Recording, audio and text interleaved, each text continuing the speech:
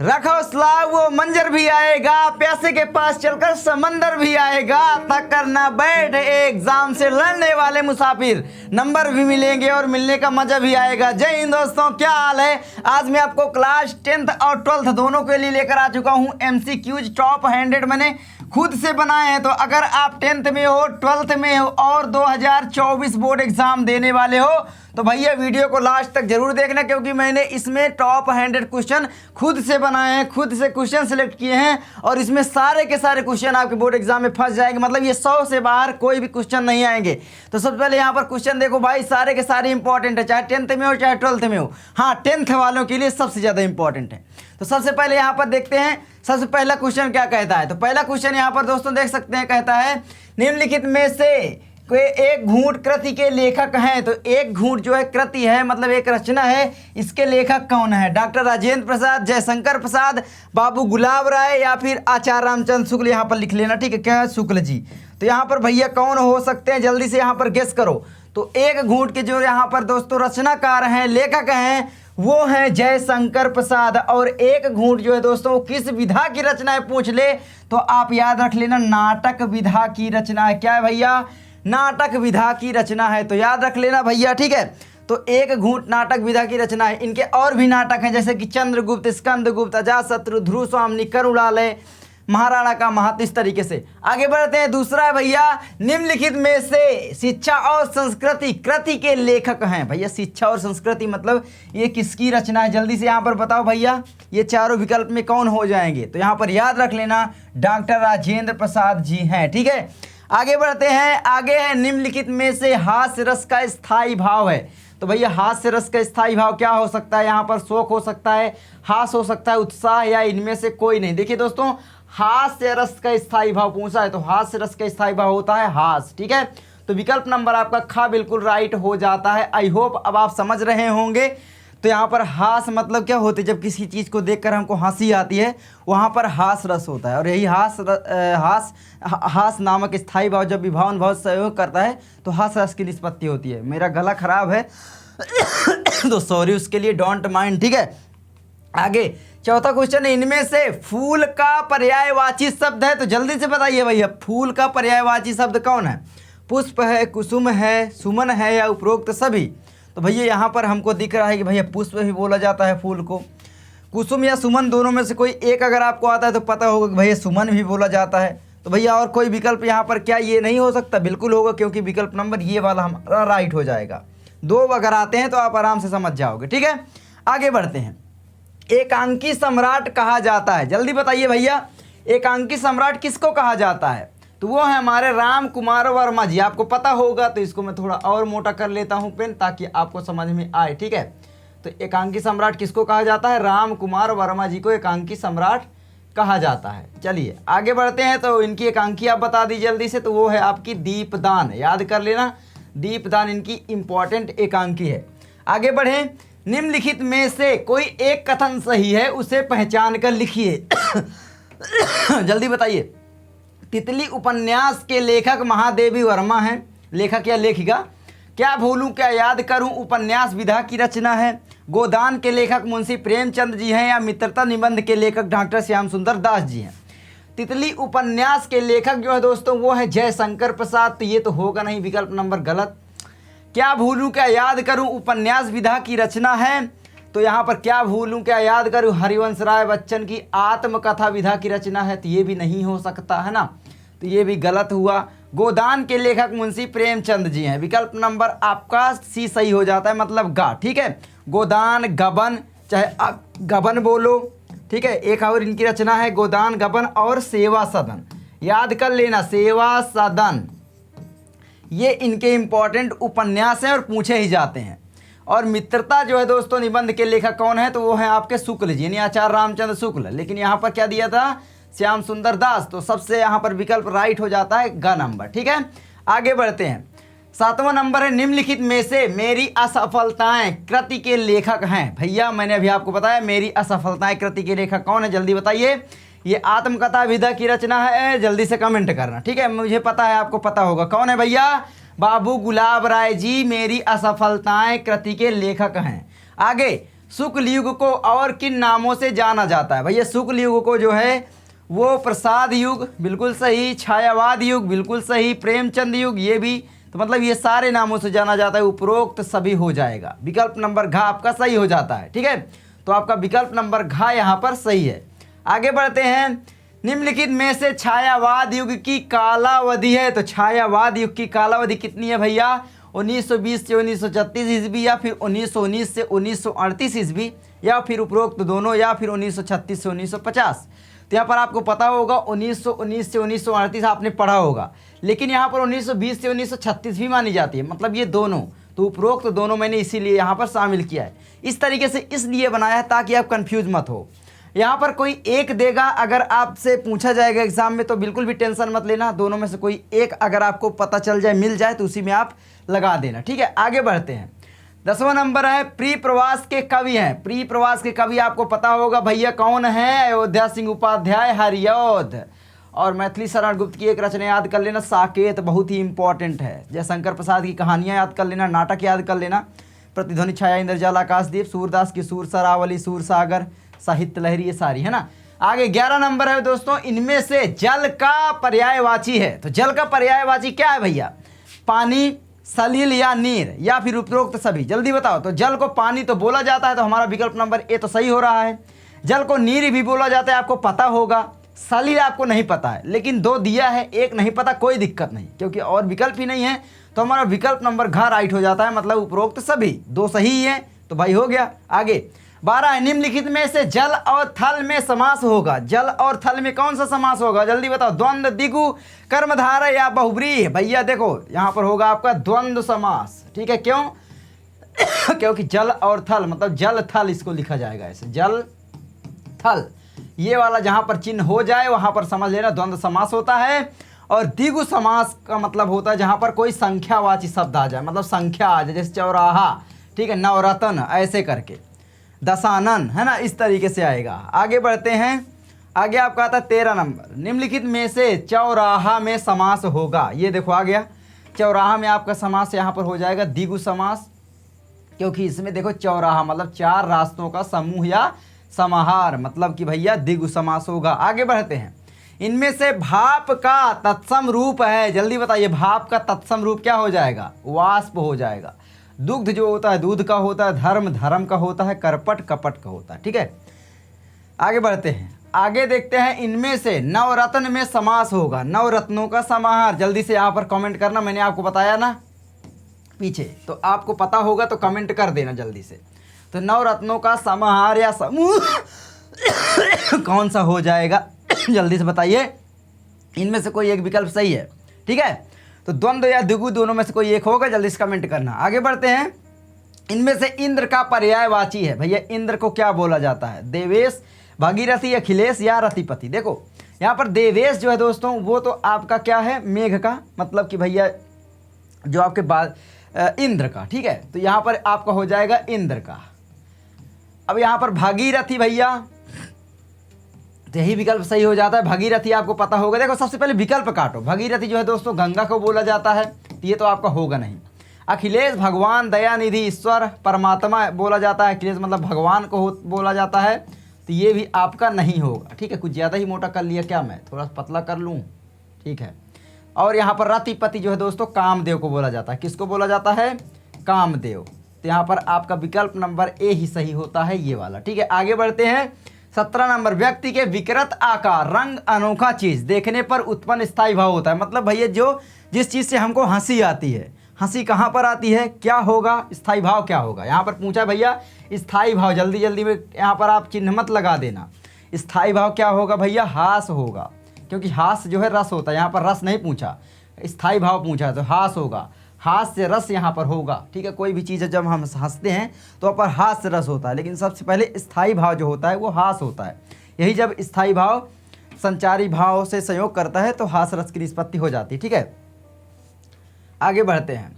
किसी प्रिय व्यक्ति, वस्तु, वैभव इत्यादि के नष्ट हो जाने पर रस होता है। यहाँ पर पूछा रस होता है, तो कौन सा रस हो जाएगा भाई? जब हमारी कोई प्रिय वस्तु खो जाती है जिसमें से हमको दुख होता है ना, कोई प्रिय व्यक्ति छिन जाता है तो वहाँ पर हमको दुख होता है। तो दुख का मतलब होता है करुण, है ना, करुण।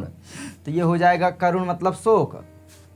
ठीक है। तो करुण रस का स्थायी भाव क्या हो जाएगा, शोक, है ना, हास्य एवं करुण रस, तो यहाँ पर रस हो जाएगा करुण, और इसका स्थायी भाव होता है शोक, तो स्थायी भाव तो पूछा नहीं है, करुण रस ही हो जाएगा। 1999 में से आधुनिक काल की समयावधि है, तो आधुनिक काल की समयावधि कितनी हो जाएगी दोस्तों, 1843 से अब तक, 1918 से 1936, तो यहाँ पर आपका सही विकल्प है 1843 से अब तक, ठीक है। ये आपका है आधुनिक काल की समयावधि। तो याद रख लेना, वेरी इंपॉर्टेंट क्वेश्चन है ये, हो सकता है बोर्ड एग्जाम में यही आ जाए। आगे बढ़ते हैं। 20 व्यक्ति के विकृत आकार, रंग, अनोखा चीज देखने पर उत्पन्न रस होता है। भैया रस क्या होगा, हास्य रस होगा यहाँ पर, ठीक है। उधर स्थायी भाव पूछा था, यहाँ पर आपसे रस पूछा, तो रस जो होगा वो हास्य होगा। चिंतामणि किस विधा पर आधारित रचना है, भैया सिंपल आपको पता होगा, निबंध विधा की रचना है, किसके भैया, शुक्ल जी, इसके लेखक हैं आचार्य रामचंद्र शुक्ल, ठीक है। तो आई होप अब आप समझ गए होंगे। आगे बढ़ते हैं। खंभा का तत्सम रूप है, खंभा का हो जाएगा स्तंभ, आपको पता होगा। वाष्प जो होती है वो भाप की होती है, पीछे अभी आपने पढ़ा। कारपट किसका होता है, और कच्छप जो होता है कछुआ का होता है। करपट किसका होता है, जल्दी से मुझे कमेंट करके बताना। चलो आगे बढ़ते हैं। 23 कंकाल किस विधा पर आधारित रचना है, कंकाल, तितली, एरावती उपन्यास विधा की रचनाएं हैं। कहाँ है उपन्यास, ये किसकी रचना है, ये जल्दी से बताओ। तो याद रख लेना, जयशंकर प्रसाद की रचनाएं हैं ये, जयशंकर प्रसाद, ठीक है। कंकाल, तितली, तितली भी बहुत इंपॉर्टेंट है, तो याद कर लेना तितली, ये भी इनकी एक इंपॉर्टेंट रचना है। आगे बढ़ते हैं। 24 ठूठा आम किस विधा पर आधारित रचना है, तो ठूठा आम जो है दोस्तों भगवत शरण उपाध्याय जी का निबंध है, तो इसके लेखक हैं उपाध्याय जी यानी भगवत शरण, ठीक है। तो मैं यहाँ पर लिखे दे रहा हूँ भगवत शरण। आई होप अब आप लोग समझ रहे होंगे। आगे है। जनमेजय का नागयज्ञ किस विधा पर आधारित रचना है, मैंने आपको पीछे बताया भी, ठीक है। किसकी रचना है जल्दी से बताओ, जयशंकर प्रसाद जी की। किस विधा की रचना, जल्दी से कमेंट करना, क्योंकि मैंने पीछे आपको बताया है, हो सकता है आपको याद आ जाए, ठीक है। तो कमेंट कर देना। चलिए आगे बढ़ते हैं। आधुनिक युग की मीरा कहा जाता है, भैया महादेवी वर्मा जी को आधुनिक युग का मीरा कहा जाता है, तो आई होप अब आप समझ रहे होंगे। 27 है। रस मीमांसा किस विधा पर आधारित रचना है, रस मीमांसा, त्रिवेणी, सूरदास, क्या है भैया, आलोचनाएं किसकी, आचार्य रामचंद्र शुक्ल जी की, आपको पता होगा, ठीक है। चलिए आगे बढ़ते हैं, याद कर लेना सारी की सारी। मेरी यूरोप यात्रा किस विधा पर आधारित रचना, भैया यात्रा, ये मतलब यात्रा वृत्तांत, यात्रा व्रत, ठीक है। मेरी यूरोप यात्रा किसकी रचना है, ये जल्दी से मुझे कमेंट कर देना, ठीक है। तो किसकी रचना है जल्दी से यहाँ पर आप लोग बता दो मेरे भाइयों, ठीक है। तो यहाँ पर मेरी यूरोप यात्रा, ठीक है, वो हो जाएगी आपकी राहुल सक्रात्यायन जी की, ठीक है। किसकी है, राहुल सक्रात्यायन जी की। चलिए आगे बढ़ते हैं। आगे आपका आता है इनमें से चिदम्बरा के रचनाकार हैं, तो चिदम्बरा के रचनाकार कौन है भैया जल्दी बताओ। तो यहाँ पर हो जाएगा आपका चिदम्बरा के रचनाकार सुमित्रानंदन पंत, और चिदम्बरा काव्य है इनका, क्या है, एक काव्य है, तो इसलिए इसकी विधा तो होगी नहीं, काव्य ही है, ठीक है। आगे सॉरी यार, इंद्रजाल किस विधा पर आधारित रचना है, तो इंद्रजाल, आकाशदीप, प्रतिध्वनि छाया, ये सारी की सारी रचनाएं जयशंकर प्रसाद जी की कहानियाँ, ठीक है। क्या है, कहानी, तो यहाँ पर याद रख लेना आकाशदीप भी एक कहानी है, किसकी भैया, जयशंकर प्रसाद जी की। तो यहाँ पर याद कर लेना, मैं लिखे दे रहा हूँ प्रसाद जी, और प्रसाद युग जो है इन्हीं के नाम के कारण पड़ा था, आपको पता होगा हिंदी में, ठीक है। 31 है। खून के छींटे के लेखक हैं, खून के छींटे के लेखक भैया हैं भगवत शरण उपाध्याय जी ही हैं, खून के छींटे के लेखक, ठीक है। तो आप लोग याद रख लेना किस विधा की रचना है, जल्दी से मुझे कमेंट कर देना, ठीक है। कमेंट किया करो, मैं पूछता हूँ ताकि आपको याद रहे। आगे बढ़ते हैं। सूरदास जी के आराध्य देव कौन है, भैया सूरदास जी सगुण काव्य धारा के कृष्ण भक्ति के कवि थे, मतलब कृष्ण, श्री कृष्ण जी, ठीक है। तो आपका विकल्प नंबर का सही हो जाता है। आगे बढ़ते हैं। आगे आपका आता है अथाह सागर किस विधा पर आधारित रचना है, अथाह सागर जल्दी से बताओ, निबंध, आलोचना, उपन्यास या फिर आत्मकथा, ठीक है। तो यहाँ पर अथाह सागर जो है दोस्तों वो हो जाएगी आपकी जयप्रकाश भारती जी की आलोचना। मुझे भी काफ़ी ज़्यादा याद कुछ रचनाएं नहीं होती हैं, तो मैंने लिख रखा है।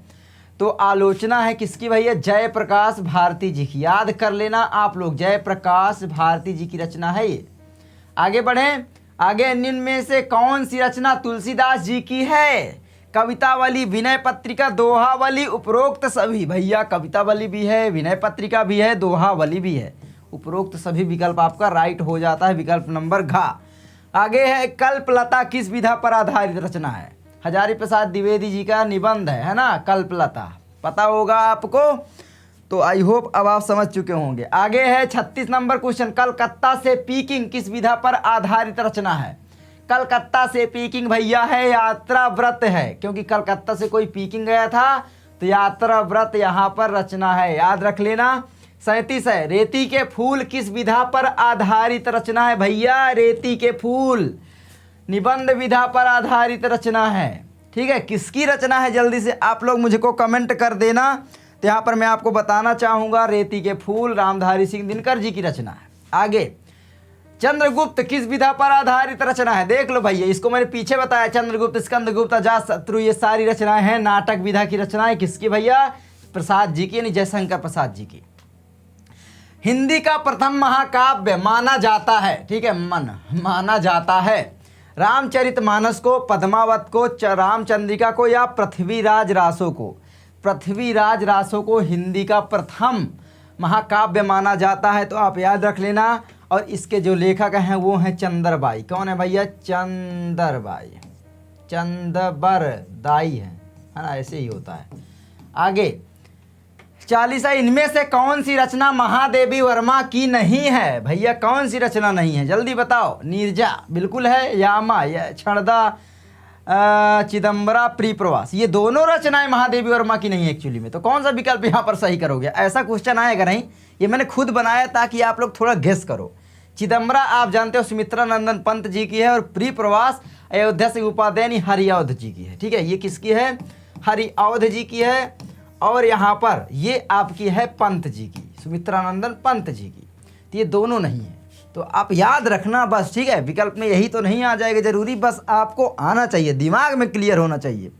तो भैया बिल्कुल भी नहीं डरना, तुम्हारा विकास भैया आ गया। हिंदी में 100 में 100 लेकर आओगे, फुल गारंटी है। और क्लास 10th के सारे सब्जेक्ट की तैयारी होगी। क्लास 12th में हो तो बने रहो, हिंदी की फुल तैयारी होगी और सारे सब्जेक्ट बताए जाएंगे। लेकिन फिर मेरे ऊपर भी बोझा तो हो जाता है, आपको पता होगा, अकेला हूँ, बनाना पड़ता है, फिर शूट करो, एडिट करो, रिकॉर्ड करो, फिर डालो, तो बहुत टाइम लग जाता है। आगे 41 नंबर है इनमें से कौन सा निबंध महादेवी वर्मा जी का है? भैया मैंने आप अभी नाम लिया था क्षणदा, यही है। अशोक के फूल किसका? जल्दी से बताओ। विचार वीथी किसका? चिंतामणि शुक्ल जी का। ये दोनों किसके हैं? जल्दी से कमेंट करो, ठीक है, कमेंट कर देना। आई होप अब आप लोग समझ रहे होंगे मेरी जान। ठीक है, आगे बढ़ते हैं। आगे है परीक्षा गुरु किस विधा पर आधारित रचना है? परीक्षा गुरु भैया, परीक्षा गुरु किस विधा पर आधारित रचना है? तो यहाँ पर आप लोग याद रख लेना भैया, ये है उपन्यास विधा पर आधारित रचना, और ये हिंदी का प्रथम उपन्यास माना जाता है। क्या भैया? प्रथम उपन्यास माना जाता है हिंदी का। अगर आपसे पूछ ले कि हिंदी का प्रथम उपन्यास कौन है, तो आप बता देना कि भैया परीक्षा गुरु। और इसके लेखक कौन है भैया? तो वो है लाला श्रीनिवास दास। ठीक है, आगे इनमें से कौन सा कामदेव का पर्यायवाची नहीं है? याद रख लेना, नहीं है पूछा है कामदेव का। तो देवेश, ये तो आपका हो जाता है भैया इंद्र का, है ना, देवेश इंद्र का पर्यायवाची। रतिपति, मनोज, मदन, ये सारे कामदेव के पर्यायवाची है। तो विकल्प नंबर आपका का ही सही हो जाता है, क्योंकि नहीं है पूछा है। ठीक है, और यहाँ पर पूछे कि भाई इनमें से कौन कामदेव का पर्यायवाची है, तो यहाँ पर रतिपति भी है, मनोज भी है और मदन भी है। आगे इनमें से कौन सी रचना जयशंकर प्रसाद की नहीं है?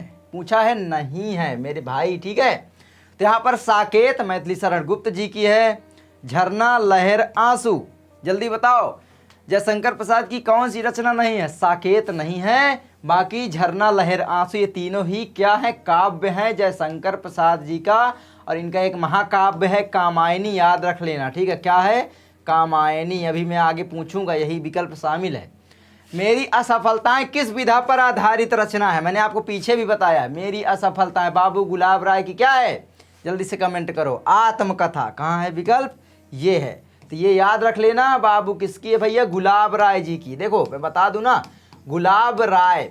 अब यहाँ पर याद रख लेना, गुलाब राय, हरिवंश राय, अमृत राय, ये तीनों की रचनाएं बहुत इंपॉर्टेंट है। हरिवंश राय बच्चन जी की, आत्मकथाएं इंपॉर्टेंट है गुलाब राय की, ये है, और यहाँ पर अमृत राय की एक जीवनी है, कलम का सिपाही बहुत इंपॉर्टेंट है। आगे यहाँ पर क्वेश्चन शामिल जरूर होगा। 46 है, आइए देखो आ ही गया। आवारा मसीहा किस विधा पर आधारित रचना है? जीवनी, नाटक, उपन्यास, आत्मकथा। जीवनी विधा की रचना है। किसकी है भैया? अमृत राय जी की। अमृत राय जी की नहीं है, बल्कि अमृत राय जी इसके लेखक हैं। और आवारा मसीहा दूसरे के ऊपर लिखी गई जीवनी है ना। जीवनी एक्चुअली में दूसरों के बारे में ही लिखा जाता है। कलम का सिपाही किस विधा पर आधारित रचना है? कलम का सिपाही भी जीवनी विधा पर आधारित रचना है, तो याद रख लेना। और ये जो है प्रेमचंद जी की जीवनी है एक्चुअली में, ठीक है, कलम का सिपाही, तो याद रख लेना। तो आई होप अब आप समझ रहे होंगे। तो 46 विष्णु प्रभाकर, तो यहाँ पर सॉरी मैंने यहाँ पर आवारा मसीहा में अमृत राय लिख दिया है, तो यहाँ पर आपका हो जाएगा विष्णु प्रभाकर जी की, ठीक है, विष्णु प्रभाकर। मुझे याद आया बाद में, देखो ये बहुत कंफ्यूज करते हैं तीनों, ठीक है, प्रभाकर। तो आवारा मसीहा विष्णु प्रभाकर जी की जीवनी है। कलम का सिपाही भी जीवनी है, किसकी भैया? तो जल्दी से आप लोग कमेंट करो। तो यहाँ पर ये है दोस्तों अमृत राय जी की जीवनी। किसकी?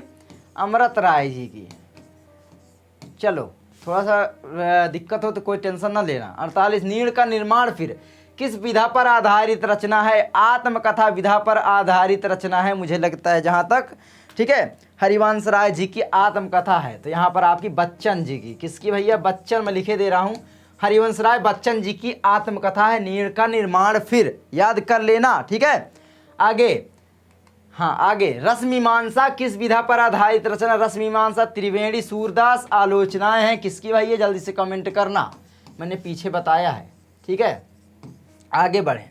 बाण भट्ट की आत्मकथा किस विधा पर आधारित रचना है? निबंध, आलोचना, उपन्यास, आत्मकथा।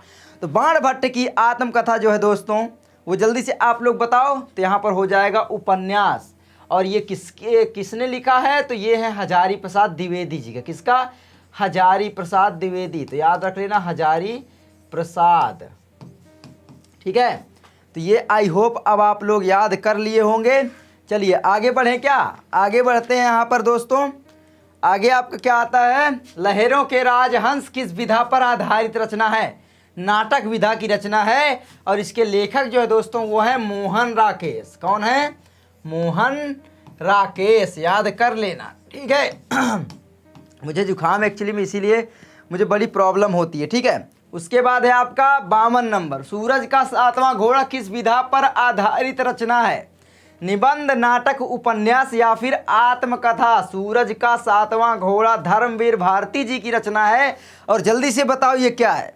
तो ये है दोस्तों उपन्यास विधा की रचना। और इसके जो लेखक हैं वो हैं धर्मवीर भारती जी। कौन है? धर्मवीर भारती, ठीक है। तो याद कर लेना, धर्मवीर भारती जी हैं। आगे बढ़े। आगे आपका आता है सेवा सदन किस विधा पर आधारित रचना है? गोदान, गबन, सेवा सदन, निर्मला, कर्मभूमि, रंगभूमि। प्रेमचंद जी के ही उपन्यास हैं ये, ठीक है। तो मुंशी प्रेमचंद जी की रचना है सेवा सदन भी, तो याद रख लेना। आगे, हिमालय की पुकार किस विधा पर आधारित रचना है? जल्दी से बताओ मेरे भाई। तो हिमालय की पुकार जो है दोस्तों, याद रख लेना, वो है जयप्रकाश भारती जी की। क्या है भैया? नाटक, ठीक है। हिमालय की पुकार एक्चुअली में नाटक विधा की रचना है। किसकी भैया? जयप्रकाश भारती, जयप्रकाश भारती, ठीक है, याद कर लेना, वेरी इंपॉर्टेंट है, बहुत इंपॉर्टेंट है। आषाढ़ का एक दिन किस विधा पर आधारित रचना है? वेरी इंपॉर्टेंट है। तो यहाँ पर मैं आपको सबसे पहले बता दूं दोस्तों कि यहाँ पर देखो, सबसे पहले 12 बज रहे हैं, 12:43 रात के हो रहे हैं, अभी 1 बज रहे हैं एक्चुअली में, और मैं वीडियो शूट कर रहा हूँ, ठीक है। तो आपका सही विकल्प क्या हो जाएगा? वो हो जाएगा मोहन राकेश जी का ही क्या है? नाटक ही है, हाँ नाटक ही है, ठीक है। तो देखो एक्चुअली मुझे भी कुछ चीज़ें कन्फ्यूज़ कर देती हैं, तो मैं लिख रखता हूँ, ठीक है। तो यहाँ पर आपका नाटक ही है, किसका भैया? मोहन राकेश जी का। मोहन राकेश, एक पीछे मैंने नाटक पढ़ाया था, वेरी इंपॉर्टेंट, अभी पीछे विकल्प में आया था। आगे, ठीक है। तो आगे आपका था त्याग पत्र किस विधा पर आधारित रचना है?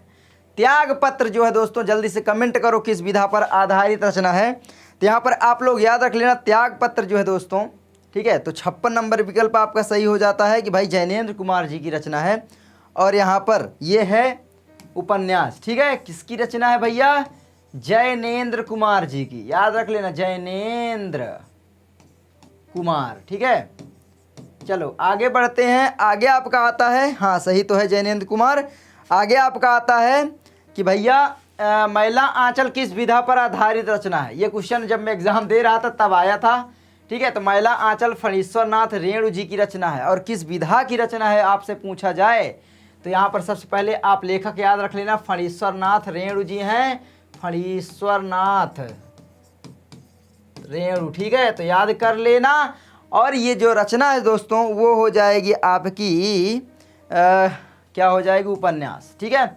आगे मेरी तिब्बत यात्रा, यात्राव्रत होगा, ठीक है। उसके बाद आगे बढ़ते हैं।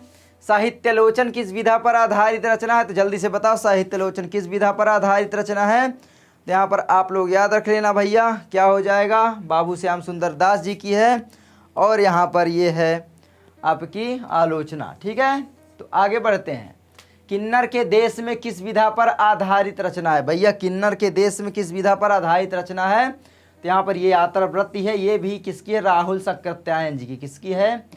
राहुल सांकृत्यायन जी की। यात्रा वृत्तांत के लिए बहुत ही फेमस लेखक थे, ठीक है, सांकृत्यायन। हाँ आगे बढ़ते हैं। भूले बिसरे चित्र भगवती चरण वर्मा जी का है ये, ठीक है। क्या है? निबंध, नाटक, उपन्यास, आत्मकथा। जल्दी से आप लोग बताइए मेरे भाई, ठीक है। तो यहाँ पर आपका हो जाएगा उपन्यास विधा पर आधारित रचना है, उपन्यास ही होगा। आगे आपका आता है दीपदान किस विधा पर आधारित रचना है? तो राम कुमार वर्मा जी की रचना है, एकांकी, ठीक है, ग नंबर। एकांकी सम्राट कहा जाता है तो राम कुमार वर्मा जी को। तो यहाँ पर याद रख लेना, राम कुमार वर्मा, ठीक है। आगे बढ़ते हैं। साहित्य और कला किस विधा की रचना है? जल्दी से कमेंट करना, मैं आपसे क्वेश्चन पूछ रहा हूँ, जल्दी से कमेंट करना। एक आध पूछ लेता हूँ ताकि आपको याद रहे मेरे भाई, ठीक है। आगे बढ़े क्या? थोड़ा रुक जाइए 1 मिनट। तो चलो यहाँ पर कैमरा मेरा बंद हो चुका था। तो यहाँ पर आपका 64 नंबर क्वेश्चन है, 11 वर्ष का समय किस विधा पर आधारित रचना है? तो भैया ये है आपकी कहानी विधा की रचना, और इसके जो लेखक हैं वही शुक्ल जी हमारे हो जाते हैं। तो याद रख लेना, वेरी इंपॉर्टेंट है। आगे बढ़ते हैं। इनमें से कौन सी रचना सूरदास जी की नहीं है? तो भैया प्रेम वाटिका, साहित्य लहरी, सूरसागर, सूर सरावल, ये तीनों हैं। और प्रेम वाटिका जो है दोस्तों ये एक्चुअली में रसखान जी की रचना है। तो ये आप लोग याद रख लेना। तो ये आपका विकल्प राइट हो जाता है। विकल्प नंबर कौन सा राइट हो जाता है? जल्दी से बताओ। तो विकल्प नंबर आपका का, ठीक है। आगे बढ़ते हैं। इनमें से गंगा का पर्यायवाची है, जल्दी बताओ। देव नदी, सुरसरिता, सुरसरी, मंदाकिनी, क्या है? ये तीनों हैं। तो आपका विकल्प नंबर घ सही हो जाता है, ठीक है। आगे बढ़ते हैं। इनमें से नदी का पर्यायवाची नहीं है, नहीं है पूछा है। तो यहाँ पर नदी को सरिता भी बोला जाता है, तटनी भी बोला जाता है, तटनी तरंगिनी दोनों बोला जाता है। सुर सरिता जो है दोस्तों गंगा को बोला जाता है, ठीक है। तो ये आप याद रख लेना। आगे बढ़ते हैं। तो यहाँ पर कौन सा विकल्प सही है? जल्दी बताओ। तो यहाँ पर विकल्प नंबर आपका घा, अश्व, सैंधव, वाजी, ये तीनों ही घोड़ा का पर्यायवाची है। देखो यहाँ पर अश्व जो है घोड़ा को ही बोला जाता है। और सैंधव, वाजी अगर आपको पता नहीं है तो कोई दिक्कत नहीं है, क्योंकि एक आपने पकड़ लिया कि भाई निम्नलिखित में से जो है ये शब्द है किसके पर्यायवाची हैं। आकाश जो है वो तो आसमान का हो जाता है, नभ का। नीर जो है दोस्तों पानी का हो जाता है, तो ये होगा नहीं। घोटक जो हो दोस्तों उसको बोला जाता है अश्विनी, आपका जो आपका घोड़ा होता है, ठीक है। तो ये आपका विकल्प नंबर ग सही हो जाता है। दिवस दिन को बोला जाता है, दिन या वारी, है ना। आगे बढ़ते हैं। इनमें से कमल का पर्यायवाची है जलज, पंकज, सरोज, तीनों हो जाएंगे, ठीक है, क्योंकि जलज, पंकज, सरोज तीनों इसके होते हैं। वारिज, राजीव, अरविंद, जलज, निम्नलिखित में से इसके जो समानार्थी शब्द है वो कौन से होंगे? अब यहाँ पर याद रख लेना, अगर आपको पता नहीं है वारिज किसको बोला जाता है, राजीव, अरविंद, जलज, जलज पकड़ो ना यार, जलज तो आपको पता होगा, अगर ये नहीं पता तो राजीव पता होगा। ये कमल के पर्यायवाची हैं, ठीक है। तो यहाँ पर आसमान, इंद्र, कामदेव, इनमें से कोई नहीं। तो विकल्प नंबर घ सही है, क्योंकि इनमें से कोई नहीं, ठीक है, क्योंकि कमल के हैं और कमल इसमें विकल्प में है नहीं। आगे बढ़ते हैं। इनमें से पय किसका पर्यायवाची शब्द है? जल्दी बताओ। पय, पय जो है दोस्तों किसको बोला जाता है? जल्दी बताओ। सलिल, पानी, जल, ये तीनों हैं। तो उपरोक्त सभी पय भी बोला जाता है पानी को, याद रख लेना, ठीक है। अब यहाँ पर बोलोगे क्यों? मान लो मुझे नहीं पता था, पय पता है और पय का पर्यायवाची नहीं पता, लेकिन यहाँ पर पानी भी दिया है, जल भी दिया है, और यहाँ पर विकल्प में उपरोक्त सभी दिया है। सलिल मान लो नहीं है, फिर भी 2 दिया है, और यहाँ पर कोई एक विकल्प चुनने को दिया ही नहीं, तो मैं इसको ही चुनूंगा ना यार, इसको लगाओ। ठीक है, आगे आगे आपका आता है अरण्य जंगल कानन। जंगल मतलब वन। ठीक है, निम्नलिखित किसके पर्यायवाची हैं, जल्दी बताओ। विपिन, वन, कांतार, उपरोक्त सभी। क्यों? क्योंकि भैया जंगल को बोला जाता है विपिन भी, वन भी बोला जाता है, और कांतार अगर नहीं पता तो कोई दिक्कत नहीं है, क्योंकि दो तो पता है ना, तो उपरोक्त सभी हो जाते हैं। आगे, निम्नलिखित में नदी का पर्यायवाची है। नदी का पर्यायवाची भैया सलिला, सरिता, तटनी, ये तो आपको पता है ना भाई, उपरोक्त सभी। ठीक है, पीछे आया था। इनमें से कौन सी रचना हरिऔध जी की है? प्रिय प्रवास कहाँ गई? ये है। ठीक है, भारत भारती किसकी, जल्दी बताओ। भारत भारती जो है दोस्तों मैथिली शरण गुप्त जी की है। ठीक है, मैथिली जी की है। और यहाँ पर नीरजा जो है दोस्तों महादेवी वर्मा जी की है। और यहाँ पर लोकायतन जल्दी बताओ सुमित्रानंद पंत जी की है। लोकायतन, चिदम्बरा, ये सारी रचनाएं है ना, तो ये आपका सही हो जाता है। आई होप अब आप लोग समझ रहे होंगे। आगे बढ़े क्या? चलो आगे बढ़ते हैं। हाँ, तो यही होगा। ठीक है, लोकायतन, सुमित्रानंद पंत। यार मुझको पता होता है, मैं एक्चुअली में लिख भी लेता हूँ, क्योंकि ये ऐसी चीज़ें ना कि कन्फ्यूजन आ ही जाता है भाई कभी कभी, है ना, तो ये हो जाता है। मुझे पता था, कन्फर्म करने के लिए। इनमें से गीत फरोश कृति के रचनाकार हैं, जल्दी बताओ कौन है भैया? दिनकर जी की रचनाएं तो मुझे याद है सारी। हरिऔध जी की प्रवास इंपॉर्टेंट है तो आई नहीं।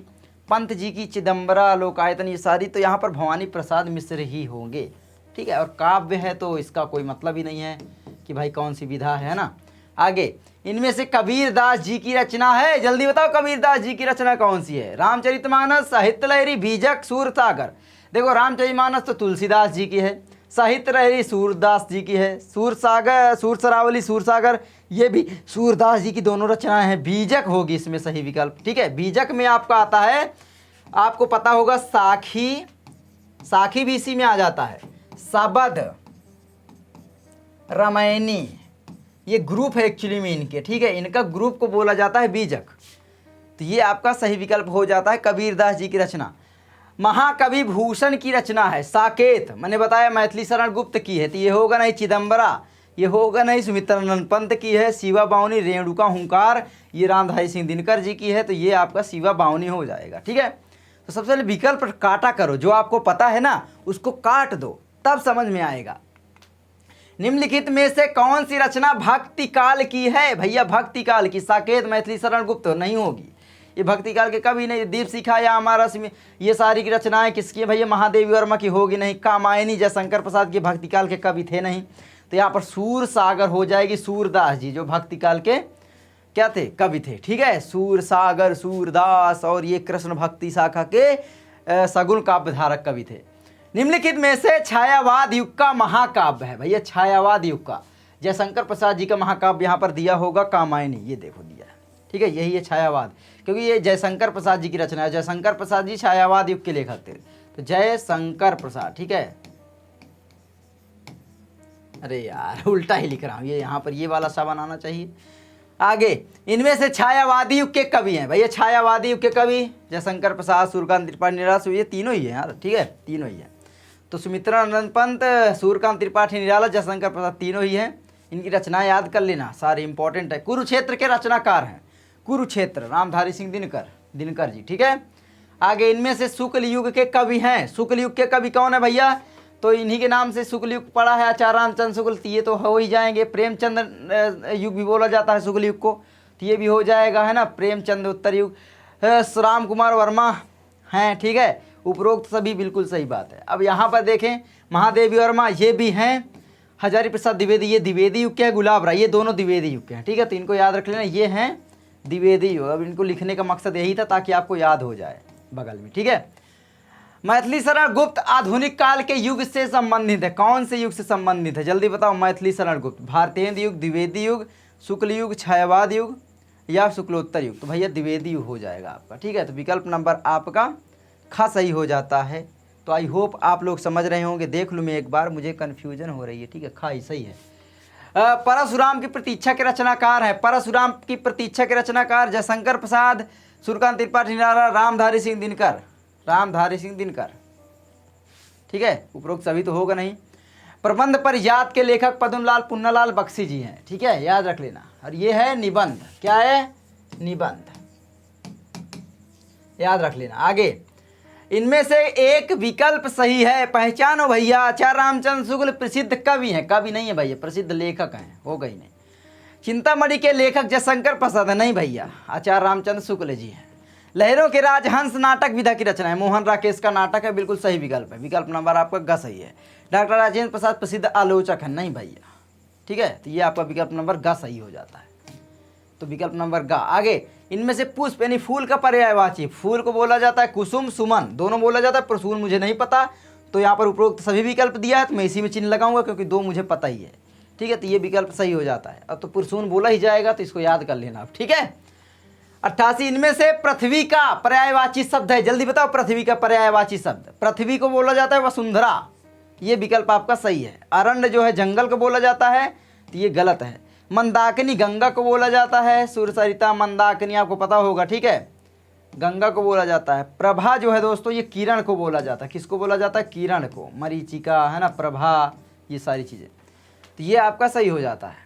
89 नंबर है वारिद, जलधर, पयोधर, भैया ये वारिद मेघ का है, ठीक है, हाँ मेघ, बादल, नीरद, ये सभी है, ठीक है, तो ये सभी याद कर लेना कि भाई बादल के पर्यायवाची कौन कौन से हैं, वारिद, जलधर, पयोधर, मेघ, बादल, नीरद, ठीक है सारे।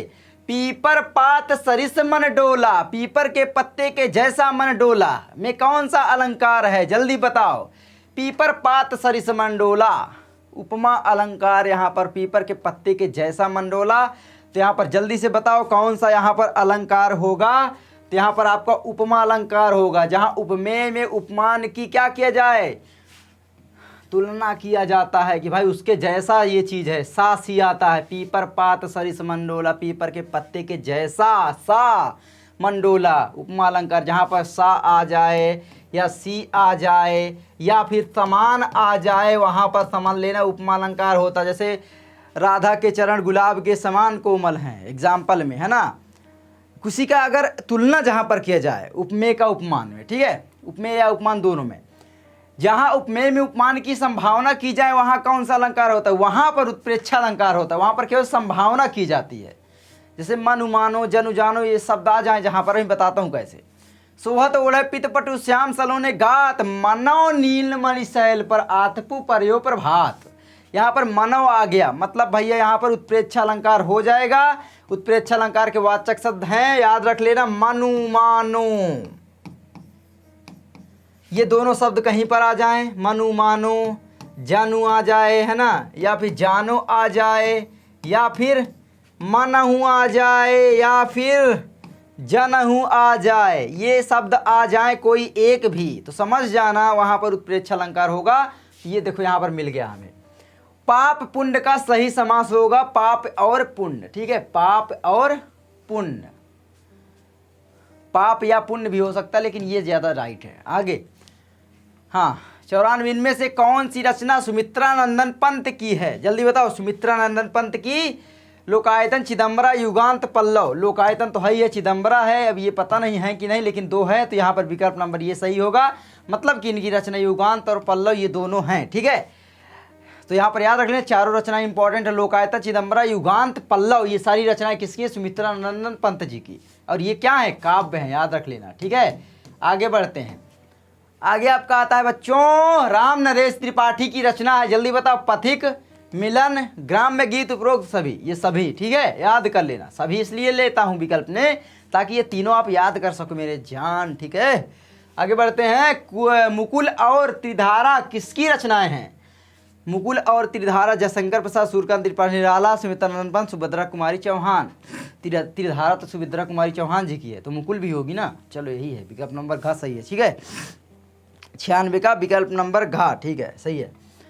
मैथिली शरण गुप्त की रचनाएं हैं, तो मैथिली शरण गुप्त की कौन सी रचना, जल्दी बताओ। साकेत और भारत भारती, यशोधरा और द्वापर, विष्णु प्रिया और पंचवट, ये दोनों हैं, तो ये भी हो गई उपरोक्त सभी, ठीक है। तो मैथिली शरण गुप्त की रचनाएं ये सभी हैं, तो याद रख लेना, इसीलिए लिखा हूँ ताकि इंपॉर्टेंट बहुत है ना।